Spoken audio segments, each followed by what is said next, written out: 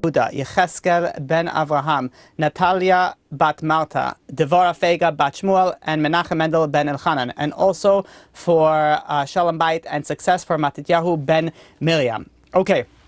So welcome everybody, thank you all for coming and joining in the live version of the class. I do want to say that and I say this very often, that if not for you guys in the, that in the virtual world that are listening in the live class, I most likely would not be giving classes. So maybe things will change in the future, who knows? But the zechut is really on you guys for going and participating in the live class. It's very hard for me to speak to nobody. That being said, greatly appreciate it, and Hakarat Tov I have to each and every single one of you that are joining. So now, we're going to B'ezrat Hashem discuss tonight a extremely important topic in the Emunah world, which is really the Jewish world. And that is based off what the Gemara in Brachot, page 60b, teaches us, and says, Le'olam yeheh adam ragil lomar kol da'avid rachmana l'taravid, that a person should always be used to saying that everything that God does for the best. And this statement by the Gemara is not disputed, not by any Tana, not by any Amora. The Rishonim are, they don't, this statement is undisputed, and it's codified in the Shulchan Aruch in Siman Reish Lamed. It says the exact same words of the Gemara. It says over there, the halacha is Olam yeheh adam ragil omar kol da'avid rachman l'taravid, that a person should always be used to saying that everything that happens for the best. Now, there was once a king who counted a lot on his prime minister, his right-hand man, and he would assist him in everything. But there's one thing that really irked the king that this prime minister did, and that is everything that ever happened, whether it was bad, whether it was good, whether it was big or small, this prime minister will always scream out, "It's all for the best." Always declare it's all for the best. And it kind of irked him, every single, the never-ending optimism got to him. You have sometimes you have those those morning people. Those are the people, that they wake up thinking that they're in a musical. They're like, "Good morning, world!" And they sing, and the birds are singing with them, the squirrels are singing, everybody is dancing. And by the way, not to make fun of those people, that is the correct way to actually wake up. But however, not everybody can handle that. And some people, if they haven't injected the poison of coffee into their veins yet, and someone's like, "Good morning," they want to take a shotgun, preferably a sawed-off shotgun, and, just play around with it a little bit near a person's face, maybe. And that's not the correct thing, obviously. The correct thing is to be happy when you wake up, but not everybody can handle that. So this king, even though he knew the correct thing was to always say, yeah, everything is for the best, he couldn't handle it. And one time, this is where, it went over the top. And that was when they were all going hunting, and this intruder, someone started chasing the king's entourage. They come straight at him, and the king put up his hand there, was like, "Stop!" And his right-hand guard went and took out a sword in order to prevent the guy from coming any closer. And as he took it out very quickly, he went it very fast, and he went very close to the king, and he actually chopped off the king's pinky finger. And the king is screaming in pain. There's blood gushing. He's trying to put pressure to stop the blood. And all of a sudden, the prime minister over there says, "It's all for the best." And then the king was like, "What? Are you kidding me? I'm sitting over here bleeding out from my pinky and it's all for the best." He's like, "That's it. I had it with you." He goes and he sends this prime minister to the dungeon. There, be as cheerful as you want, be as happy as you want. I don't care. 2 years pass by, and this guy is still in the dungeon. And the king is on another one of his hunting trips, and all of a sudden, the entire entourage gets surrounded by a bunch of tribal forest, Amazon people, and they all capture them, and they all tie them, and they bring them to their camp. And the king realized that these are the cannibals. They eat human beings, and the cannibals realize that this is the king, and they decided they're going to make a feast with all the people, and the king is going to be like the dessert. And as they're unfortunately killing people and they're eating them, they get to the king and they notice that the king is missing a finger. And according to the laws of this tribal group, if a human being is missing a body part, it's considered not kosher. They're not allowed to eat it. So they saw it, they said, "Listen, it's not kosher, we can't make a blessing on this, that's it." And they untied the king and they let him go out. The king ran back to his castle. Immediately, first thing that he did is he freed that prime minister that was in prison. So he goes to the prime minister and says, "You see," to the prime minister, the king goes and says, "You were right. It really was for the best. If I would have had my finger, I would have been dead right now." So the prime minister says, "You see, everything is for the best." So the king goes and says, wait a minute. He says, it's the best for me because I lost it. He says, you were sitting 2 years in the prison, in the dungeon. He says, what is it best for you that you were sitting down over there? So the prime minister, without missing a beat, he said, if I wouldn't have been in the dungeon, I would have been hunting with you. And if I would have been hunting with you, then, I would have been, the second to dessert. So says the Gemara, says the Halakha, no matter what happens, no matter what you see in your life, that no matter what, a person should always say that everything that happens for the best. And the Ben Yehoda goes and comments on this. And the Gemara, the Halakha, it says Le'olam. Le'olam means always, meaning that when we have to go and recognize God, it's not only in the unusual, dramatic, drastic events. Like, let's say you're walking down the street and suddenly, you feel like a wind, flush by you, and you turn around and then there's an air conditioner that just falls down. And if you were just a centimeter to the right, God forbid, who knows what have happened. Or maybe you're driving down the street, or you're walking and all of a sudden a car just barely misses you. And you were like, wow, I thank you, God. I see God in this. Or some people you have this scenario where, let's say, they're dating somebody and they really want it to work out, and then it turns out that it didn't work out. But then many years later, you find out that that person had major flaws. So all of a sudden, you're like, okay, fine. In these crazy scenarios, all of a sudden you go and you see you see God has was watching out over me. God went and he took care of me. However, that's not the main focus. The main focus is that you need to see God in your ordinary day-to-day occurrences. Le'olam. Le'olam, the halakha is that every single day, not only the crazy crazy things that you missed a flight and the flight, got hijacked. Who knows what, God forbid, happened. That's not when you see God. Yeah, of course you see God in that. But the point is, le'olam means in every scenario. And it's so important that each and every single one of us spend 1 minute every single day just to recognize God in your life. So when you go and when you see God, Kol David Rahman al Tavavid, we understand the regular, fine. Even though it's hard, but you understand that the regular one, you're able to go and put yourself in a level to know that everything is from God. But what about the hard? What about the difficult? What about those bad? What about those difficult times? How are you able to go and see God in those scenarios as well? So I want to share with you something unbelievable from Rabbi Victor Miller. And Rabbi Victor Miller goes and says many times in our history, God saves us from total disaster. And other times, it seems like God did not. You look in the destruction of the Bet HaMikdash. Nebuchadnezzar went and he destroyed the first Bet HaMikdash. The Romans came and destroyed the second Bet HaMikdash. And the Christian church came and finished off whatever the Romans began with. So ask Rabbi Victor Miller, look at all this bad. We lost the Bet HaMikdash twice. Numerous lives. How can we honestly say, Kol Da'avid Rahman al Tavavid? How can we honestly say that everything that God does for the best? And by the way, I'm repeating that verse, that line again and again, because I hope by the end of the class that you will memorize that line. Kol Da'avid Rahman al Tavavid. This is an important thing to memorize. So, Rabbi Victor Miller goes and explains as follows. And he says, when we lived in Eretz Yisrael, we had a Bet HaMikdash. And you look at the prime, right in the beginning, right? It's Shlomo HaMelech. What Shlomo HaMelech did, he went and he took 1,000 wives. And he had a great noble plan, really unbelievable. And in fact, it succeeded for a really long time. But then what happened was, Shlomo HaMelech became old. The Tanakh tells us.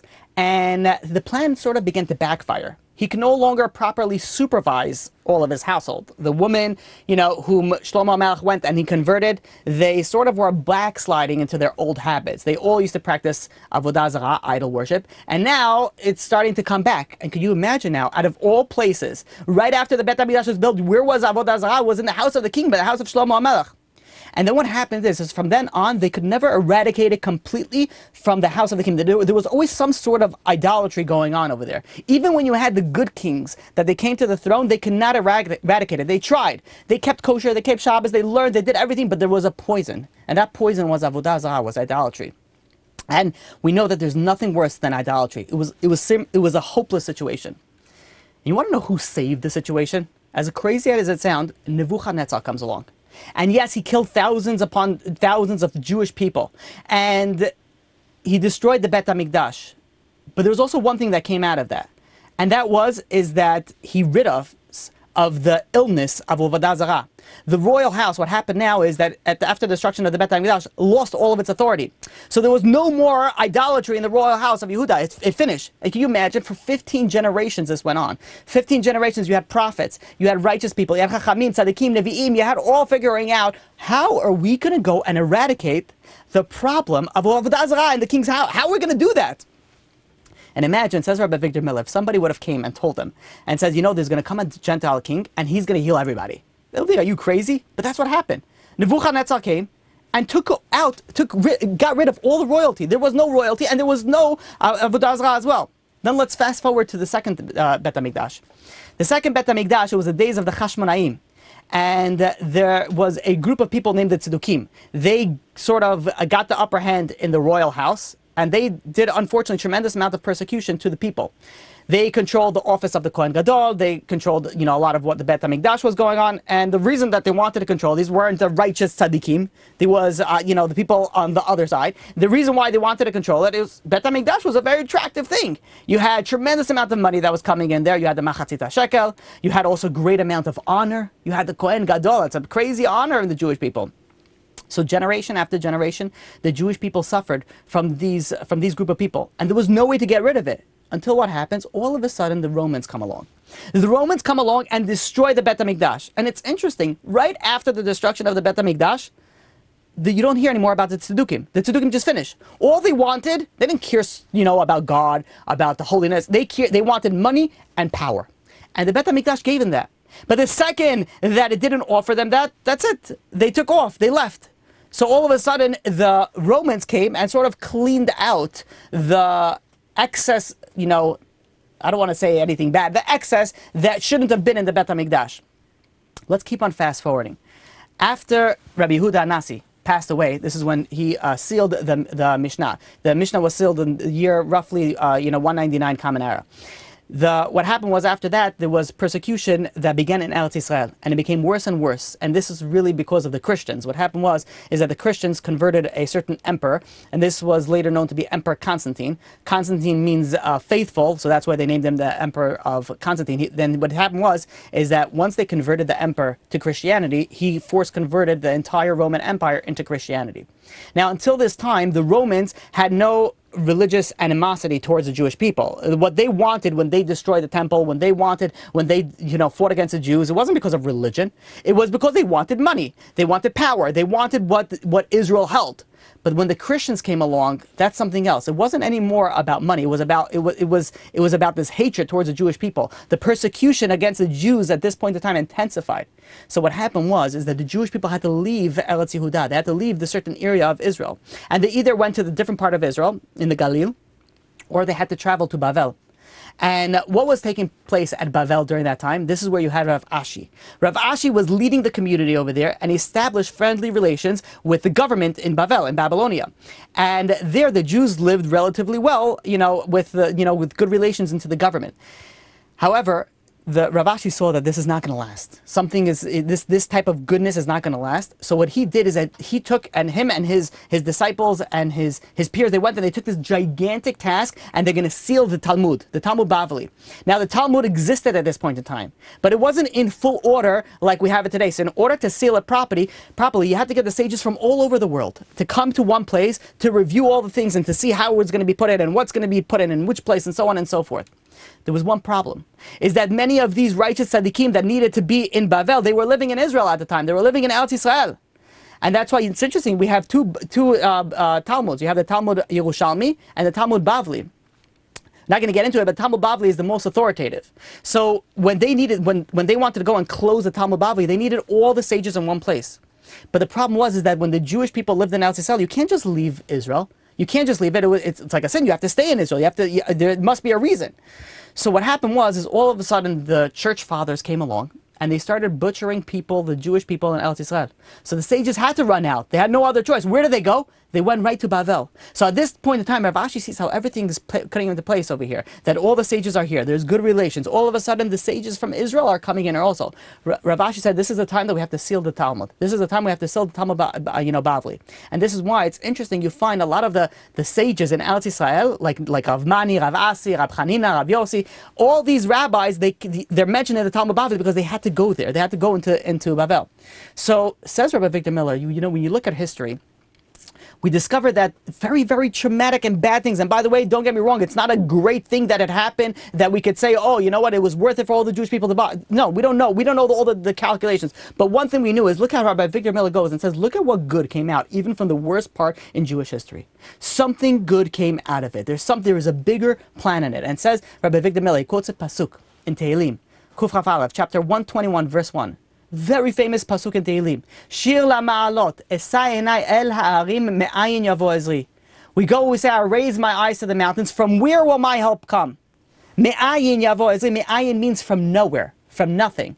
What does that mean in Kabbalah? Like the fact ayin means God. Why? Because what happens is that when you have no hope, then you turn to God. When you have hope, then you turn to that hope. Be like, okay, can you help me? Can you save me? When you have no hope, then what happens is you realize there's nothing else that I could speak to other than God. Me'ayin yavo ezri. From where is my salvation going to come? When you hit rock bottom, when you have nowhere else to go, that's where your salvation is going to come. You want to know why? Because all of a sudden, me'ayin, ayin, that's going to be God. All of a sudden, you're going to look to God. The famous concept, there's no atheist in the foxhole. So many times, we go through life and we go through troubles and difficulties, and we don't know where our salvation is going to come from. And the craziest part, or the most beautiful part, I could say, is when the salvation comes from the place that we least expected it. Now, the importance to understand this, that we don't always see the big picture. But one thing the halakha tells us, the Gemara tells us, that kol da'avid rachmana letavavid, that anything, whether we see it or not, everything that God does is for the good. Is for the best. I want to branch us off into 3 different categories. Number 1 is how you can actually gain from a loss. Number 2 is how you can be saved from a greater loss. And number 3, how the loss can actually save you. Because the focus over here is what I really want to go on is, and B'ezras Hashem in this class, is to focus on how do you see God in the bad? In the good, fine, that's fairly easy. In the regular, fairly easy. Let's focus on the bad. Or what seems to be the bad. There was once a very kind duke who rented, what the dukes did in the olden days, that they rented their homes and the lands to people. And this is where people flourished with their businesses, and they paid a certain fee for the businesses and for the homes to the duke. There was one Jew who used to rent from this particular duke, and he rented a certain amount, 300 gold coins a year. And the Jew was very, very careful. Every time he would give exactly that amount on time. He always paid on time, never gave any problems. One day, the Duke goes and tells his tenants that he's going to be leaving for an extended period of time, and he's putting his manager as the one in charge. Now, this Jew knew that this manager was a money-hungry, anti-Semite. He knew this is going to spell trouble for him. And there's nothing else that he could do. And as soon as the Duke leaves, guess what happens? All of a sudden, this manager goes over to the Jew and says, by the way, you were paying 300? Oh, it went up. It's 600 now. Says, you want to live here? You want to run your business here? You're going to pay double what you paid last year. And the Jew was like, come on, you can't, I can't, I'm not going to be able to make a profit, I'm not going to be able to live. Nothing to talk about. It's 600 or you get out of here. The Jew had no option. He started, every penny he would save. And payday arrived, and he was able to get 580 gold coins. He was 20 gold coins short.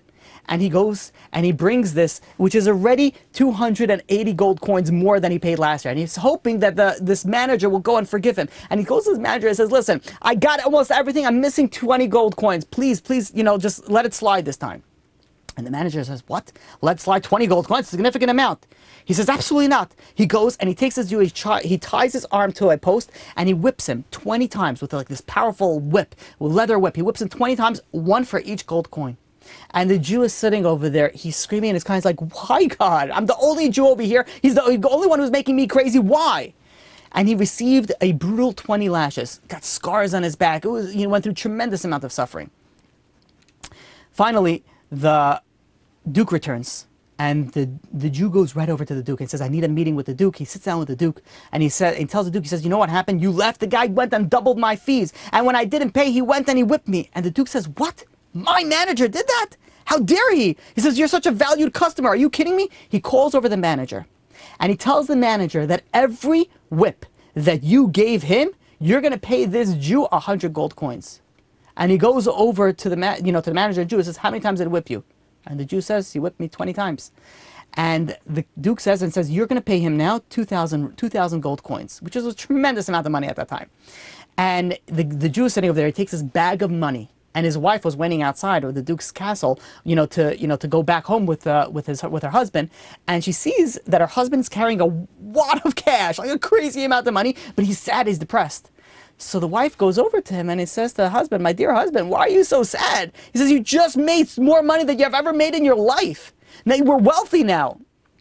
So the Jew says, if only I would have received 40 lashes. If I would have received 40 lashes, I would have gotten 4,000 gold coins. He says, imagine what happens. This is what happens when a person undergoes suffering, and we want it to stop. And again, we don't ask God for suffering. But when we get in the world to come, we get into the next world, and we're going to see the value of the suffering, we're going to be like, what? I complained for this? I complained for this? Look how much I gained from this. I gained 2,000 gold coins. But then the question is asked, couldn't God just give this, Jew the money without the suffering, without the whipping? Did he have to really go and get whipped, 20 times to make 2,000 gold coins? Let him just find 2,000 gold coins in a treasure or whatever, while he's plowing or who knows what. So the answer is one of the reasons that we have emunah, that we have faith, is that we have to train ourselves to view life's occurrence in the proper perspective.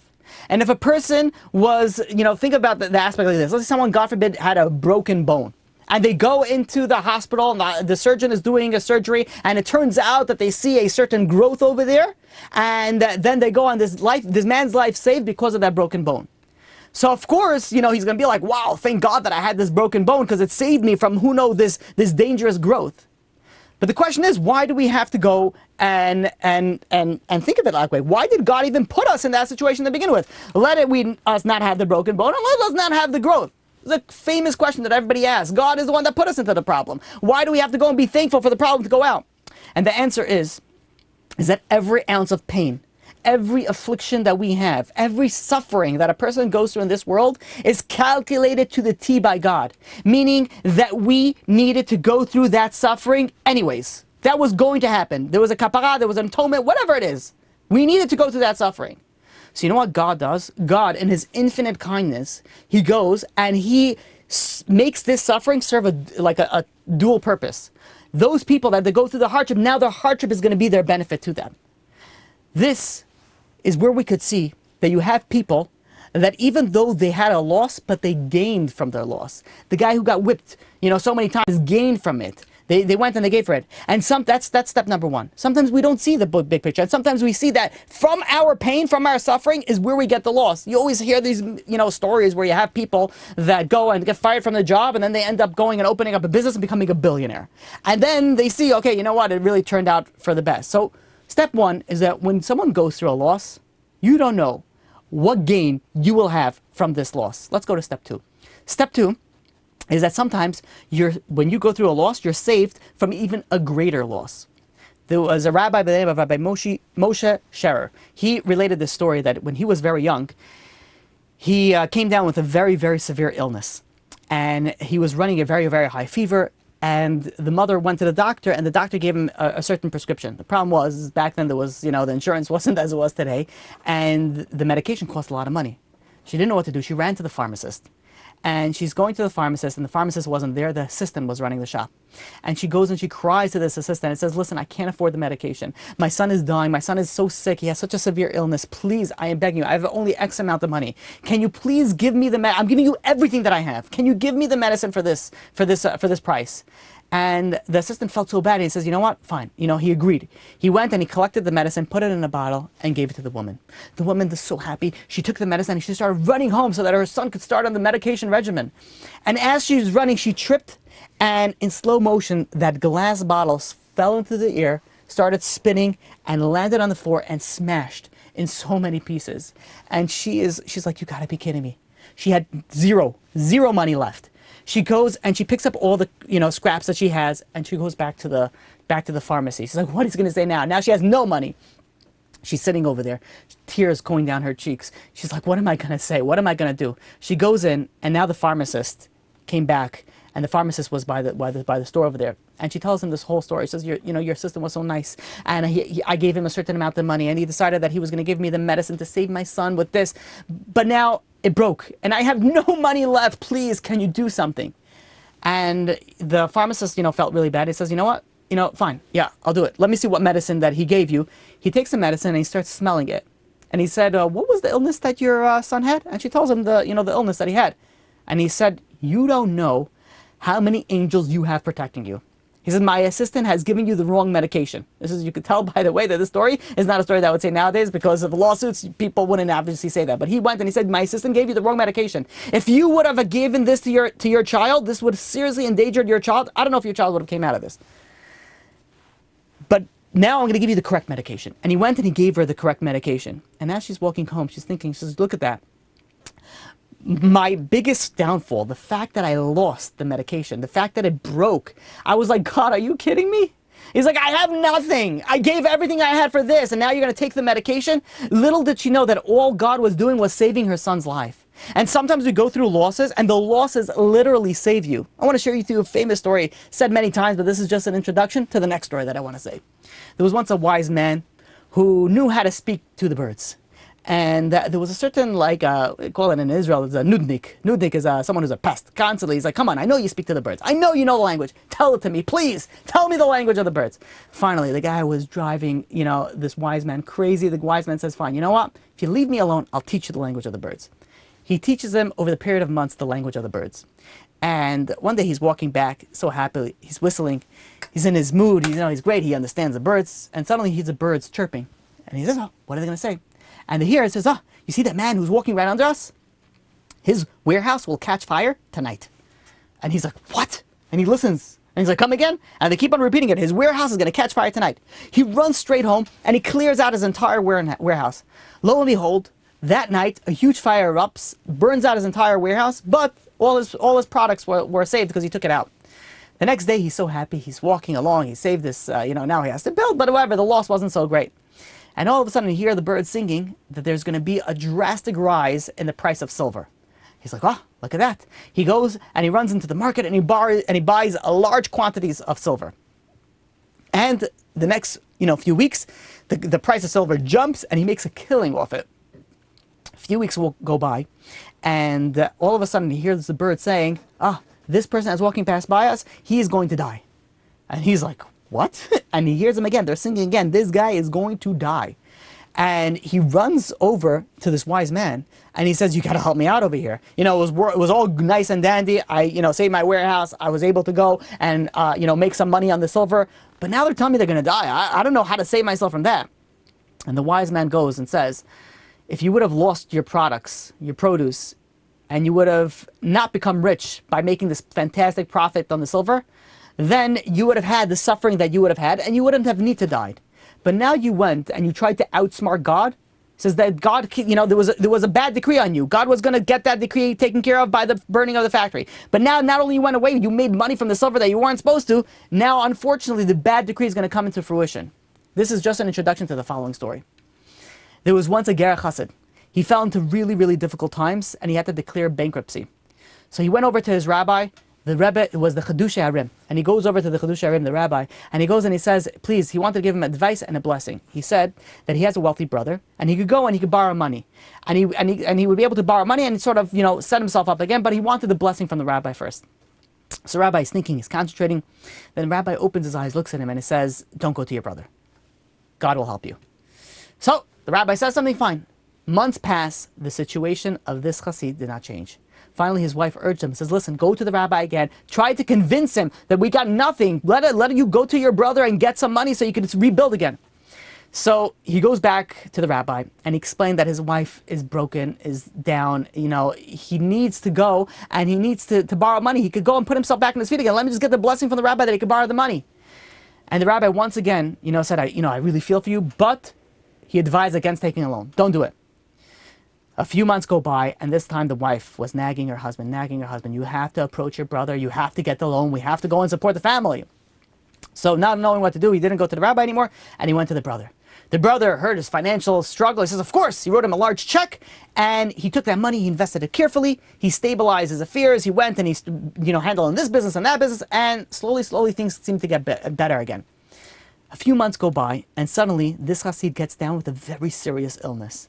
And he goes to the doctors, and the doctors tell him he just has a few weeks left to live. It's a serious, there's nothing that he can do. His wife goes and starts thinking, she realized that this whole predicament arose because she failed to listen to the rabbi's words. So she went, the husband was too sick to go. She went and she sent a message to ask a blessing on her husband's behalf to the rabbi. When the Chiddushei HaRim heard this, he explained sadly to the messenger, he said he saw that poverty that this person, this Hasid was supposed to endure was going to be an atonement. It was going to be a kapara for him. And with emunah, and with endurance, and with hoping and praying to God, the difficult times would have passed, and eventually he would have made back his money. He says, but now that you went ahead of the decree, I can't change the decree anymore. And, let's not finish where that story ended off. But not always is it possible to go to such a great rabbi and have clear instructions, don't do this and do that. Majority times in our life, we have one option. And that option is to rely on HaKadosh Baruch Hu, to rely on God, the one who knows everything, the one who created the world, or the one who was there from the beginning of time until the end of time. That's all that we have to rely on. And we don't know how many times the difficulties that we go through our life are just preventing so much greater difficulties. And all we need to do is have that emunah, have that bitachon, and keep on just plowing through it.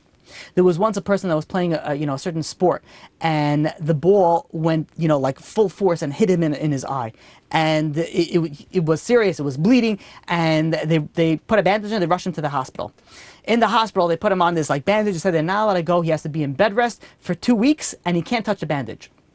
So after 2 weeks, he's sitting there nonstop with in his bed on bed rest with a bandage, not able to see anything. His wife had to take care of him completely.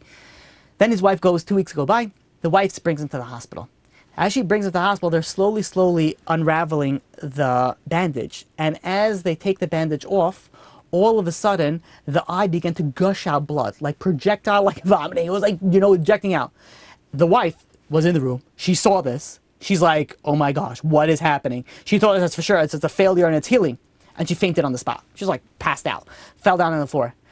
When she woke up, the doctors go and explain to her, says, you don't understand. So the fact that his eye started gushing out blood, that means that now his eye is going to be able to go and have a full recovery. Because what happened was when he got injured, there was dirt in the eye. And the eye, because the eye is so sensitive, we weren't able to fully clean the dirt. And who knows how many infections would have came out of it. But what happened is that it started bleeding so forcefully from the inside that the blood washed the eye out of all the dirt and prevented any infections. So now the doctor says, now I'm confident he's going to have a full recovery in his vision. Beforehand, I didn't know. Now I know. So many times in life we go through certain difficulties and we're like, why? And we don't realize this little difficulty is going to save us from so much more. And there are countless stories, during the September 11. I want to share with you too, that happened where you have the bad, only turns out to save you from even much worse bad. There was a family that sent their oldest daughter to sleepaway camp for the first time in the summer of 2001. And while she was there, she slipped, she fell, and she broke a bone. And the parents were furious. We pay so much money over here, you don't have safety over here, and they threatened to sue the camp. And the director spoke to the family, and and eventually they succeeded in persuading the parents not to take legal action. Shortly after that, the father had to go. It was September 11, 2001, and the father had to go and bring his daughter to the hospital to go and get her cast removed. And what happened is that as he was going and accompanying his daughter to the hospital, he hears about the plane going into the World Trade Center, the place where he worked. And if his daughter would not have broken her bone, and if he wouldn't have gone with her to the hospital, he would have been in that building during that time. And there was another story. There's so many stories during that. September 11th, the unfortunate event. Even though it was terrible, but there were so many stories that we could see God's hand over here. There was a person by the name of Joel, and he had a appointment in Midtown Manhattan. So he woke up early, made sure to get to that appointment bright and early. As he's about to walk into the meeting was canceled at the last moment. So his immediate response is get on take a cab or get on the other train back to his office, which was on the 102nd floor of the Twin Towers. And as he's walking, as he's rounding the corner, I don't know if anybody has ever walked in Manhattan. Well, not now, but generally there's about 7 billion people walking on one street. And as he's like rushing back to the office, he makes a sharp turn, like on where the building was, and he bumped right into somebody who was standing right in front of him. And this person was holding a hot cup of coffee, and they bumped into each other, and the cup of coffee went all over his suit, went all over his shirt and tie and pants, and he was soaking with like burning, hot coffee. And, now he figures he can't go back to the office like this. So he decides that instead of going into the office, he's going to go into his apartment. His apartment had a view of the World Trade Center. He gets into his apartment, he changes, and as he's sitting over there, he picks up his phone to call up his boss to tell him that he's going to be a bit late to his, into the office. And as he's dialing, he's looking at the building from his window, and the scariest thing, he sees, this Boeing, this 747 plane fly straight into the second tower, and that's where his office was, and he sees the plane go right into it, and he's panicking. He's like, wait a minute, that's my office, and he was on the phone, and the phone all of a sudden suddenly went, it went busy, and he kept on dialing other people in the office. He's like going crazy, and he tried to contact so many people in his office, nobody was able to answer. And unfortunately, we all know the end to that story. But this really affected Joel. It really is it's like I was supposed to be there. And even though Joel was a Jewish person, religion was never part of his life. Some time goes by and he sees an ad for learn how to read in Hebrew. And he said, you know what, let me learn. Something sparked inside of him.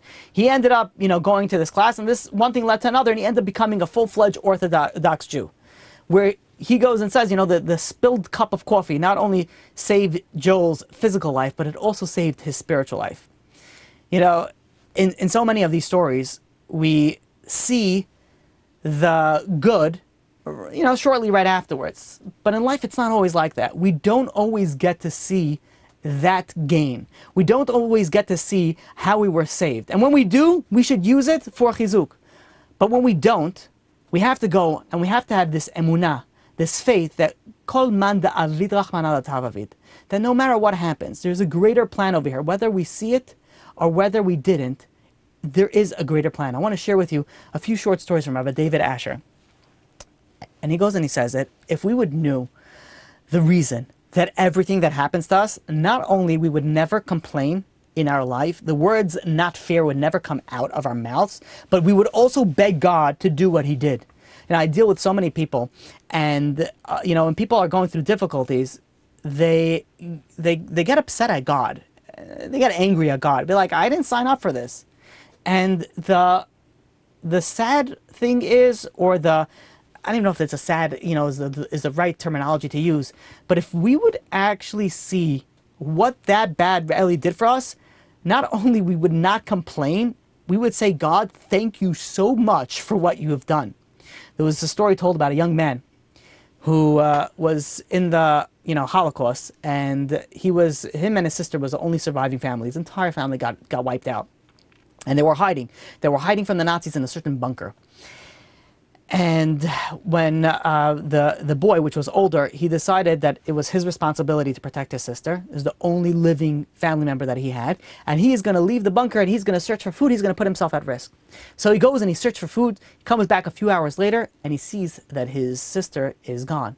And he was told that the Germans found her, and they brought him into the Gestapo headquarters. They brought him to the German over there headquarters in the area, and into the girl. They took the girl, and the boy was like, "Are you kidding me? My only sister?" He didn't even think twice. He dropped the food that he was able to get, and he ran straight into the headquarters. He barged right in, little kid, barged right in, and he said, "Give me back my sister." The Nazis see this little Jewish kid running back at him. First of all, it's like they're just like coming into the, the headquarters. They could just like capture him. And they start like laughing at this guy. Like, are you serious? And he's like, I am not leaving this place. And they're in their mind. They're like, yeah, you're not leaving this place until I get my sister. So the general was sitting over there looking through some documents. And the general looked at this boy and he says, you know what? He says, when your sister is never going to come out of here. He says, when your sister, when you have hair growing out of your palms, then I will return your sister. So the boy picks up his hand and opens up his hand, and in there he had hair growing out of his palm. And the entire like office were like, El Diablo. Oh, well, that was Spanish. Whatever that is in German. They were like, the devil. Are you kidding me? How did he just do that? They were like, if your hair, has, if your palm has hair growing out of it, we'll send you. And he's like, bam, in your face. Look at the hand. Hair growing out of my palm. And they were so shocked. They were like, there's something wrong with this guy. They were like, you know what? Take your sister and get out of here. We don't want to have anything to deal with you. And he goes and he takes his sister and he leaves. The story behind the story is that many, many years prior to that, the boy was going and he was reaching out for some sort of, hot water. And the hot water, he was a little kid at the time, the hot water went and spilled all over his arm. He was a little kid, hot water spilled all over it, and he had severe, severe burns. The parents rushed into the hospital and be like, look at this cute little kid. Why did he have to have burns? So much pain, so much suffering. Why does he have to have burns on his arm? And they rushed him to the hospital. The hospital goes and they did a skin graft. Now they took skin from a part of the body that has hair. So after they did the skin graft, eventually hair started growing out of that part. Now, if the parents would have known that burn that this child had would save not only him but would save his sister, they would say, Yishtabach Shemo, Baruch Hashem, thank you so much. Kol man da'avidach manal atav. Everything that God does for the best, this is going to save our. But unfortunately, we don't see that. The trick is to see it before we don't see it. There was another story. There was a Jewish boy that he was brought into the Polish army. This is during World War I. And the parents were devastated. They went and they knew when you had a Jewish kid going into the army, it was not only physical danger, but it was also spiritual danger. So they went to the Chafetz Chaim. They went to the holy Chafetz Chaim for a blessing that he should be saved from the draft. So after a few moments with the Chafetz Chaim, the Chafetz Chaim goes up and he says, what would be so bad if this boy learned how to shoot a gun? And the parents were like, what? This is a Jewish boy you're talking about. Like, he's the yeshiva boy. What does he need to learn how to shoot a gun? It almost sounded like the rabbi was cursing their son. So they decided that they were going to go and they were going to bribe the doctor that does the medical evaluation to go and say that this kid is not fit for condition. Is not medically, fit for service. They bribed the doctor, and the doctor wrote down on his notes, this kid is not fit for service. And as he's signing off his document, the general walks into the medical examination room. And he sees the doctor writing a note, and he says, let me see what you wrote. And he looks at the note, he looks at the kid, and he says, what's wrong with this kid? He says, this kid is perfectly healthy. The doctor got punished. He says, this kid is going in my, in my section of the army. He's coming into my division. And there he was brought into the division of the general, and he was in charge of assembling machine guns. And not only that, he also learned how to assemble machine guns, disassemble the machine guns, and also how to use them. Now, miraculously, he survived the war, and several decades later, during World War II, he found himself in the Warsaw Ghetto. And there he managed to escape from the ghetto with a group of friends. And they ran deep into the woods, and there they met a band of partisans. These are groups of people where they decided they wanted to fight against the Germans. But a majority of them were not Jewish. In fact, some of these partisans were actually anti-Semites. And they're like, why do we need you in our group over here? You're going to slow us down. We should just kill you. We have no use for you. So all of a sudden, this boy goes and says, well, listen. He says, I see you have here some broken machine guns. He says, I could fix it, and I could hit any target that you want. And they were all like, what? Let's see. And he goes, and within a few minutes, he takes the broken machine guns, he fixes them, and they put him opposite targets, and he hits every single target bullseye. Who knows, like when he goes and he's thinking about it, he says the words that were spoken by the Chafetz Chaim, how true are they? What the Chafetz Chaim said decades earlier, what would be so bad if he learned how to shoot a gun? We don't realize how much it saves, how much all these problems saved us. There was once a story where a young girl fell into a pool and she was underwater for several minutes. And miraculously, somehow she survived without any trace of brain damage. So the doctors wanted to do some investigation. This is not a medical, normal thing. This is a medical miracle. So they realized that this girl suffered from something called sleep apnea. This is a condition which is, enlarged her tonsils, and it trained her body to survive on low levels of oxygen. Sometimes the people that suffer from sleep apnea, they stop breathing during the night. They literally stop. They have to have this, the CPAP machine that they need while they're sleeping. And the parents, how many struggles and anguish, they had to go sleepless nights to go with, this little girl with, to the doctors and figure out what's wrong with her sleep. Little did they know that this condition ended up saving her life. There was another boy who suffered from terrible seizures. terrible, terrible seizures that, he couldn't survive without it, that he needed to go through surgery and they needed to remove a certain part of his brain. And they removed this part of the brain, and a few years later, this boy was hit by a car.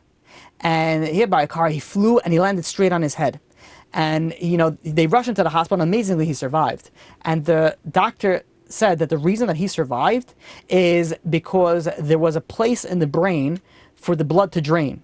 Like, because there was a missing piece of the brain, the blood was able to drain in that area, and that's why he was able to survive. Now we see over here story after story after story after story, where you see all these difficult things that happen in a person's life that actually turn out to the best. But the truth is, when we're dealing in our own life, we're like, okay, that's nice in the story, where you can see the full picture, but in my own life, when something bad is happening, how am I supposed to go and live that way? And in fact, this is the way that tzaddikim, the righteous people, this is how they live their lives. You look at, at Sarah Imenu. It says when she passed away in Bereshit, chapter 23, verse 1, it says, "Vayihu chaye Sarah me'a shana," it was 100 years, ve'esrim shana, and 20 years, ve'sheva shanim, and 7 years, meaning it was 100. She lived 127 years. This is chaye Sarah. This is the life of Sarah. Says Rashi over there. It says kulan shavin letova. All the 127 years of Sarah Imenu's life was equally good. Now the question was, are you kidding me? Did anybody read the Chumash? How is that all the 127 years? How Sarah had an easy life? Sarah was taken captive by 2 different kings. She was forced to wander with her husband for many years until they settled. She had the pain of not having a child until the age of 90. She was tormented by her maidservant Hagar.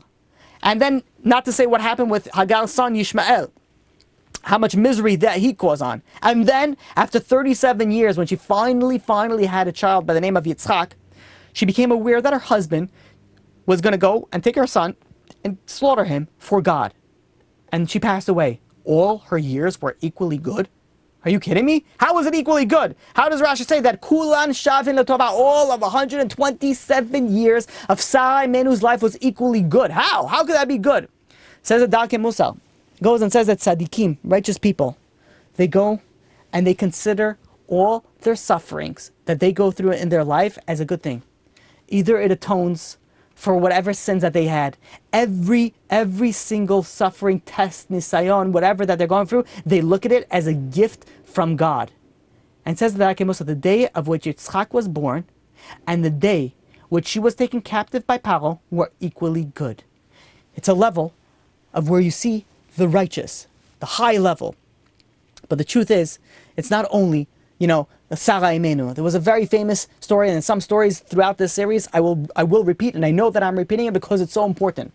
There's a famous story about Rabbi Zisha. Rabbi Zisha is the 3rd generation of Hasidim. So you have the Baal Shem Tov, then you have the Maggid, and then you have Rabbi Zisha and Rabbi Lamelech Miliznik. So you have Rabbi Zisha from Hanipol. He went and he had a terrible life. Terrible Yisulim. His wife was always sick. He lost many children. He suffered from illness. He had severe poverty, no money, like nothing was going for him. But yet somehow he was always in such a level of happiness that no one could understand it. He was always so happy.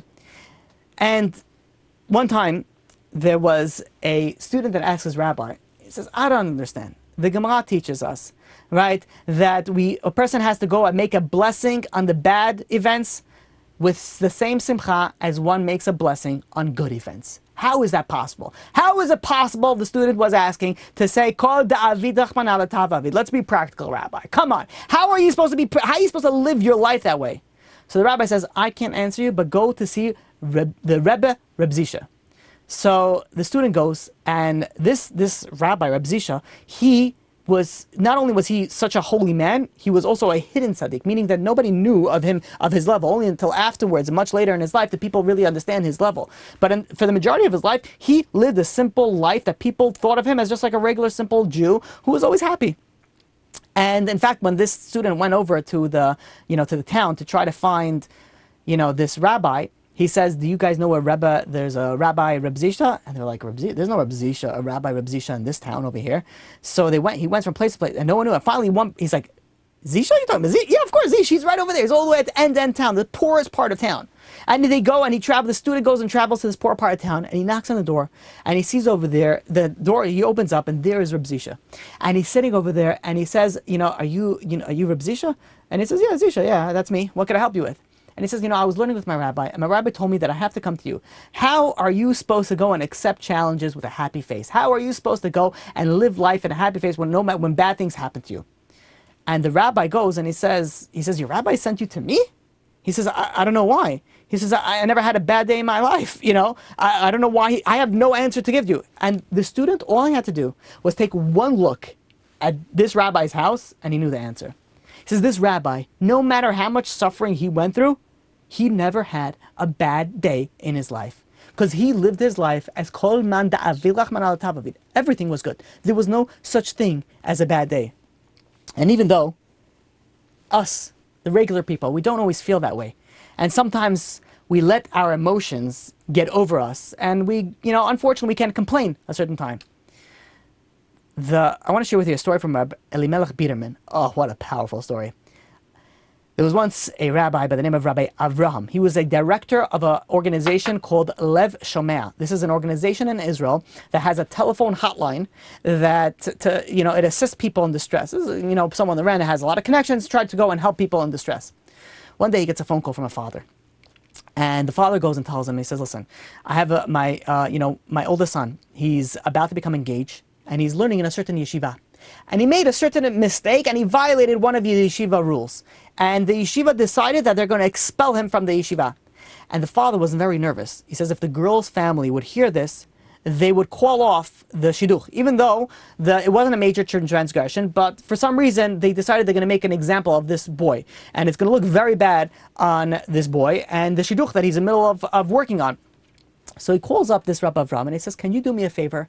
Can you intervene on my son's behalf? So this Rabbi Avram said, of course. He went, he calls the Rosh Yeshiva, calls the head of the yeshiva, and he's trying to persuade him, please, you got to let this student remain in the yeshiva. The rabbi, the head of the yeshiva, the Rosh Yeshiva refused. He says, no. He says, I can't let this boy back into the school. So the director of this organization said, listen, okay, can we at least meet? Can we at least meet together? So the rabbi says, yeah, not a problem, we'll meet. So fine. So this director, Rabbi Avram, goes, and he boards a bus from Bnei Brak to go to Yerushalayim, where the yeshiva was. And he's sitting there on the bus, and it's about an hour drive, and he's making phone calls that he needed to go regarding the meeting, maybe try to get some donor, whatever. He's making phone calls to try to make sure that the meeting works out well. And as he's making phone calls one after another, finally there was a guy that was sitting behind him, started getting so upset at him, and he started screaming at him. He says, don't you have any consideration? He says, this is an hour bus ride, we're sitting on a coach bus, people are trying to sleep, and you don't stop talking, one phone call after another.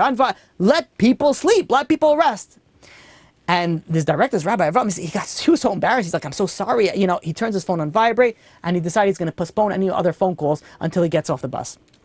A few minutes later, however, his phone starts vibrating, and he sees it's the head of the yeshiva. The Rosh Yeshiva is calling him, and he's knowing it's so difficult to get a hold of him. You know, he's going out to a meeting with him. So he picks up the phone, and he's like, hello.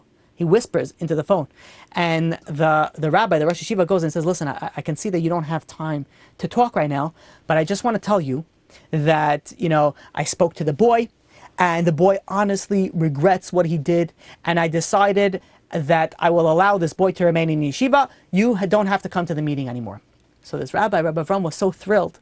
So he hangs up the phone and he said, listen, I have such good news for this boy's father. I gotta go and I gotta, you know, share with him the news. So he picks up the phone and he quietly dials this boy's father's number, and he answers, and he starts talking into the phone, and he's like, hi, you know, very quietly. He's like, the issue was resolved. You know, I spoke with the Rosh Yeshiva.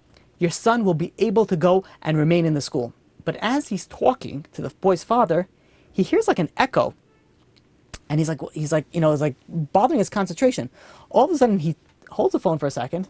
He turns around, and he sees the guy behind him on the phone. And he's like, hello? And the guy's like, hello? Are you kidding me? The guy that went and complained to this man, you are bothering everybody and not letting anybody sleep. That guy is the one that's helping, you know, his own son. He was making phone calls for his own son. This guy wanted to bury himself in the seat with embarrassment. The father goes in and says, I am so sorry. He says, I was going to the Kosel now to pray for my son. I was so agitated. I was not myself. Please forgive me. Please forgive me. You know, the Rabbi Biderman goes and says, look at the lesson that we can learn from this story. people tend to complain. And we say when things don't go the way that they want them, we complain, and sometimes we get angry at God. If we only knew that while we are angry at God, God is actually working on our behalf and going out of his way, as it were, to go and help us. And if we would know that, we would never be angry with him. You know, the biggest embarrassment is that when we go to up after 120 and we say, God, come on, really, look what you did to me. And God says, what? Look at the picture. And when we see that that really saved us from so much problems, we would want to like shrink from embarrassment. So we have to go and work on it and work on ourselves to go, and even when the bad, to realize kol man da'avid rachmana l'tavavid. Someone who lives the life with kol man da'avid rachmana l'tavavid, that everything that God does for the best, living a life of emunah, faith and bitachon, that person will always be joyful. Think about somebody who goes and just finds out he won the lottery, and he's going to cash in his check or the lottery ticket, and as he's walking, he walks into a a tree, and he walks into the tree and he's like bleeding. Do you think he's going to be painful? He's going to be like, what? No problem. Kisses the tree, says, see you later. He gets into his car. He's driving in his car over there. A guy comes, cuts him off, sideswipes his car, scratches his car, and he goes to him, and the guy comes out and he says, oh, by the way, you just, I hit your car. I'm so sorry. And he says, nah, don't worry about it. He's going to cash in $1 million check. He is not sweating the small stuff. This is people that live their life with emunah and bitachon. They don't not only sweat the small stuff, they don't sweat the big stuff. And by the way, this is not a simple level. It's a level that we have to go and strive to reach. Rabbi Yisrael Salanter pointed out that one is not allowed to say that Hashem's actions are bad. One is allowed to say that things are bitter, but not bad. Because medication could be bitter, but it takes it in order to heal the body. So we see over here that sometimes when we go through bad things in our life, sometimes that not only is it not bad, but it actually we can gain from this, like physically in this world. Sometimes it saves us from a greater loss, and sometimes that loss itself saves us. So we started off the class asking, Kol da'avid rachmana l'tavavid. How are we supposed to live our life that way? How are we supposed to live our life? So one of the things is that we have to go and we have to look at God in every angle in our life, whether it's the good, whether it's the regular, and especially the bad. If we go and we start living our life in a way that everything that God does for the best, then guess what? We're going to live a life of always happiness, always, have, this emunah, bitachon. Nothing's going to bother us. Nothing is going to question us. And with that, we will actually reach such a high level, such a tranquility in our life, that only blessing will come. And one of the things that we need to learn is that with emunah, this actually brings us blessing. So it pays for us to work on ourselves, because this can be the answer to all our problems. And with that, we'll open up to any questions. You guys could either unmute yourself or you could put in the chat box any questions that you have. Okay, we have a question over here. I heard you say, why did the first bad to begin with have to happen? So the question is, why did bad have to happen? God has many calculations, and it's very, very important. I say this again and again to many people when I speak to regarding when people are going through difficulties. Things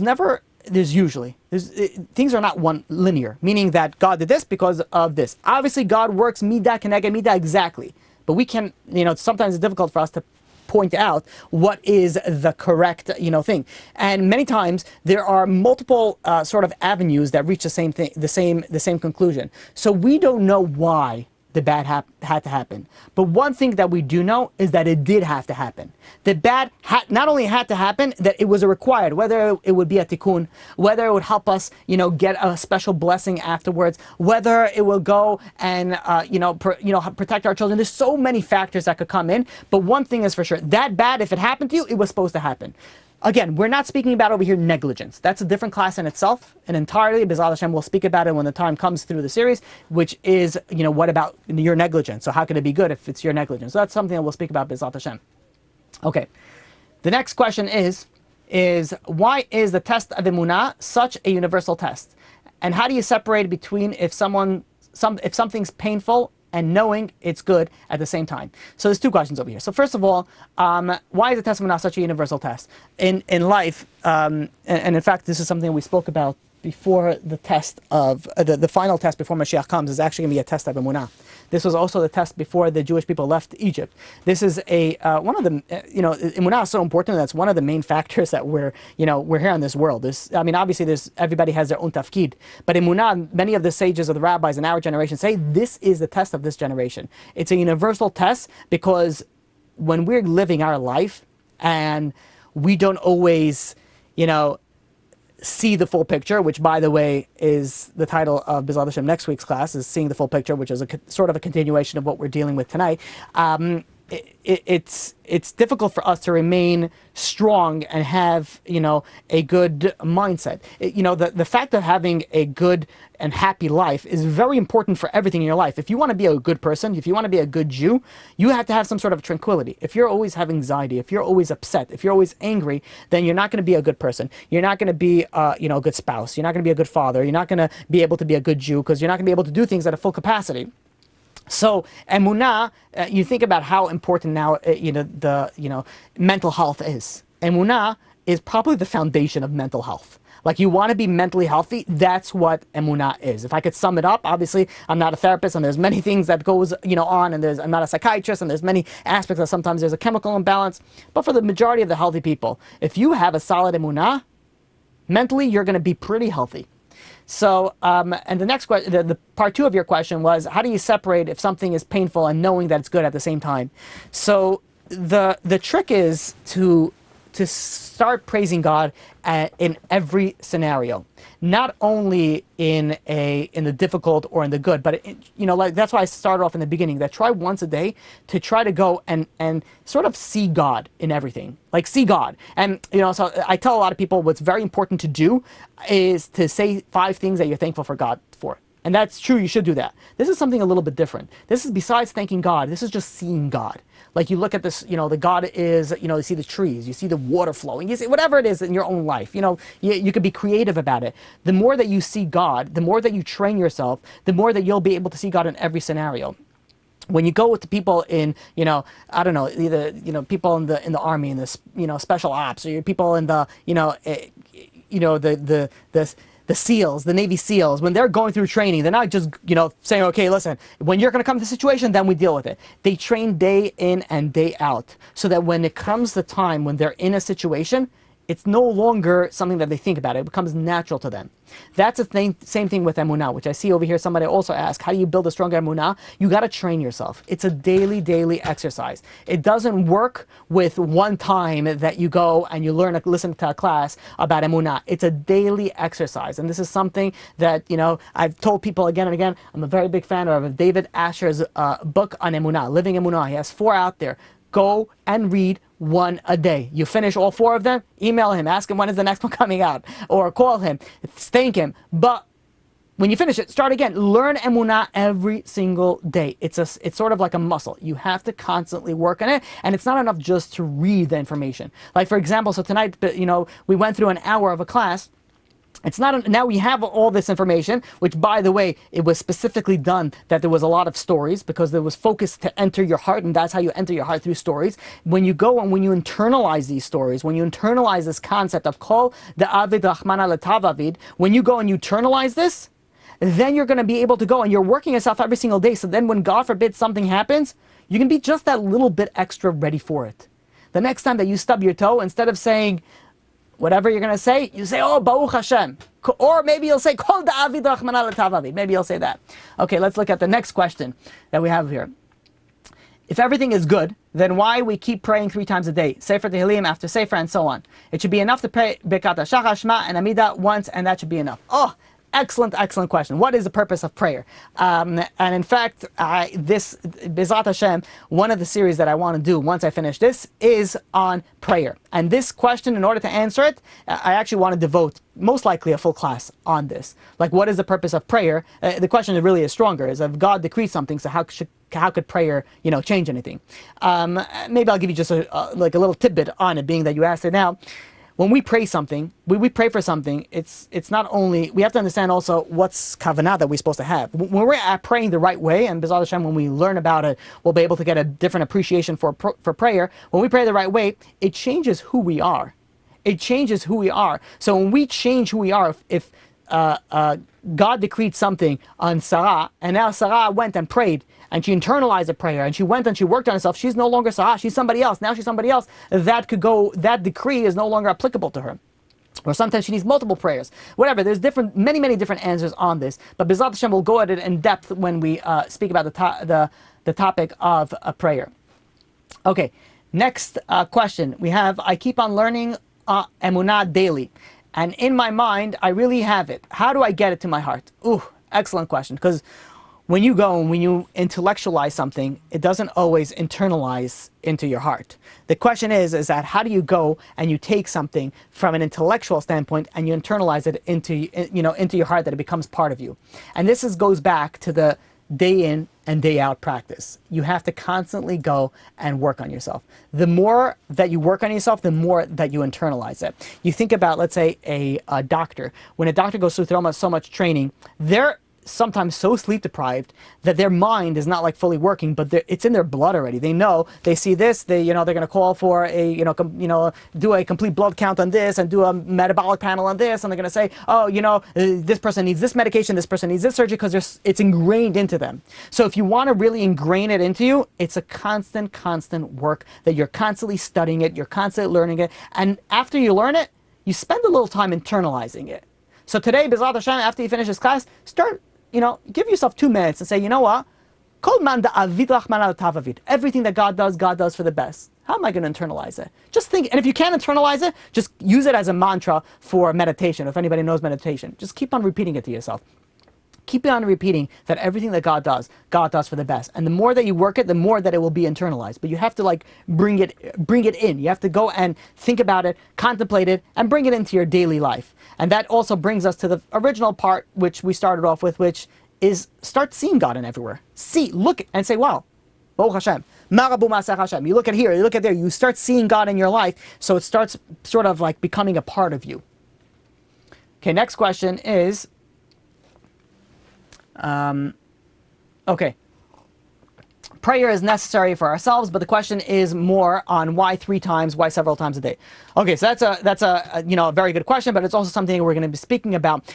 This is corresponding the korbanot and also corresponding the prayers of our avot, Avraham, Yitzchak, and Yaakov, which correspond during that time. There's a special power during those time for certain prayer, but even more so, there is a very important aspect in the consistency part of it, as well as the aspect of, if we realize we pray the same things every single day.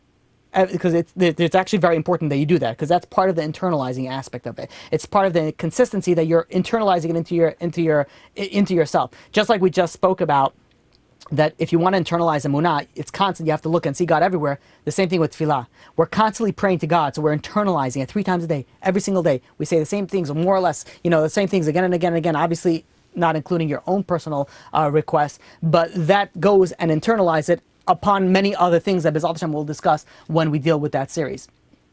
Next question is, sometimes our emunah is very strong in some areas of our life, but not in the thing that we struggle the most. Why? So that's a very good question. And there could be many answers. Why is it that you could have some people, and let's just explain that some people have emunah, let's say, in financial things. And no matter what happens, they have emunah and bitachon that whatever God does for the best, and they're not worried about it. But then when it comes to health issues, like the emunah is not there. Or when it comes to like shalom bayit issues, their emunah is not there. Why is it that sometimes someone has emunah, but it doesn't translate into anywhere else? So again, there can be many reasons for that, but I want to give you one reason. That in life, we have many things that are difficult for us to overcome. Meaning that some people go and have a particular test more than other people. And the reason for that is that our tafkid, our purpose, is for the thing that's very difficult. So if somebody went and has a difficult emunah on health issues, for example, then you should know that one of your main reasons of being in this world is because of that. You have to focus emunah on that reason. And the fact that you have emunah on, let's say, panasa or other things, it's not always that you worked on it and you achieved that. More times than not, it's because that's the way you are sort of like born and created. Some people are just more relaxed in certain areas than others. So the goal is that if you realize that you have a certain area that you're lacking, even emunah, there could be so many avenues, then that's the part that you have to go and focus on.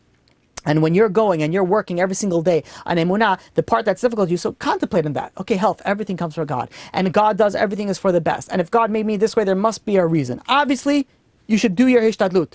You have to go and follow the things that you need to do. But at the end of the day, you have to know that everything is from God. Okay, that looks like that was the last question that we had. And if there are no more questions, then we'll end it off here. We'll give, I guess, another 20 seconds. Okay, we have a question coming in just a minute. Stay tuned. You know, when you're dealing with the topic of emunah, and this is something that I was thinking, about. I have, Baruch Hashem, that with the help of HaKadosh Baruch Hu, we were able to go through quite a few series. And when I was preparing for the series of emunah, one of the things that I had an option of doing is that I could do it shorter, get to the points and shorter, or I can make it, long. And I chose to make it long, not to stretch it out, because stretch it out is not the correct terminology, but I wanted to make it longer than my regular series, and that is because that emunah has to be instilled with. It's not enough just to know the concepts. In many things, like we had a divinity series, that if you know the concepts, you can review the concept, that's good enough. And emunah, it has to be instilled. It's a constant work. So that is one of the reasons that, you realize a lot of the topics that we speak about, it's like a little bit of information here, lots of stories, because that's what it instills it into your, into your mind, into your heart. And that is the focus on that. Okay.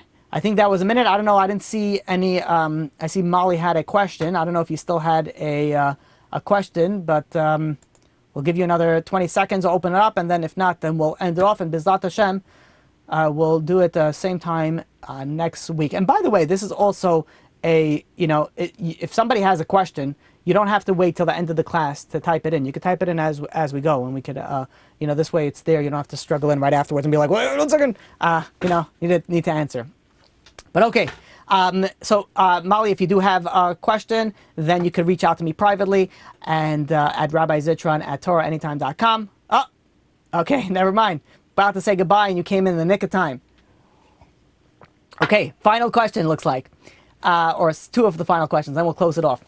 I rather find it by the difficult places. It's there, but the small things like waiting at a doctor's office is difficult. And I keep on saying, you want to wait a minute longer than it's meant to be. My blood is boiling. So, okay, I think if I could understand your question, is that that's not so much of a question of emunah, but it's more of a question of patience during difficult, stressful times, which obviously relates to emunah, like exactly. But there are a lot of things that, it's things that we need to work on ourselves. Like, so I live in Brooklyn, and now there's not so much traffic. But when you're going and you want to drive a few blocks and it takes you 20 minutes, people can get very frustrated.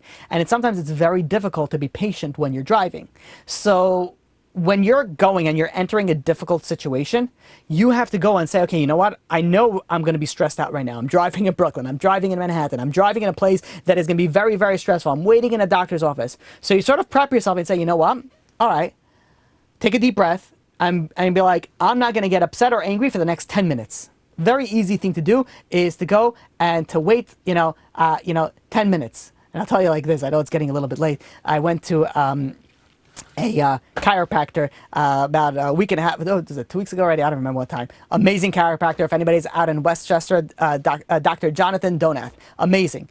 And I have a problem that I crack my neck, I crack my back. I have some back and neck issues.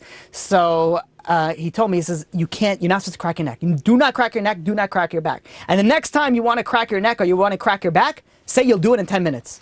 And I told him, I'm like, that's so funny. That's what I tell people when people go and they want to do a sin. I say, don't do it now, wait in 10 minutes. So now he's giving the same advice, to me. So the truth is that if, let's say you're getting upset, say, you know what, I'm going to get upset in 10 minutes. I'm going to get upset in 5 minutes. I'm going to, let me go and let me relax during this time. Okay, the final question is, Yirat Hashem and Emunah, one without the other, or two faces of the same coin? Excellent question. Yirat Hashem and Emunah, which means is fear of God and Emunah. So they are very, very closely. Very closely related. And in fact, when you look at almost anything in Judaism, everything is connected. Everything is connected. But specifically, yes, you're right. Yirat Hashem, fear of heaven, and Emunah does have a very, very strong connection. So that's a good point. Thank you for that. Moshe. Okay. So, Chazak Abur, thank you all for joining. Thank you all for all the organizations that joined us in this, endeavor, whether it's the Lighthouse, Bet Juro, Chazak, Torah Anytime, of course, and BJX. Thank you all for joining. Until next week, Be'ezrat Hashem, may you all stay healthy and safe and have an amazing and uplifting week and Shabbat.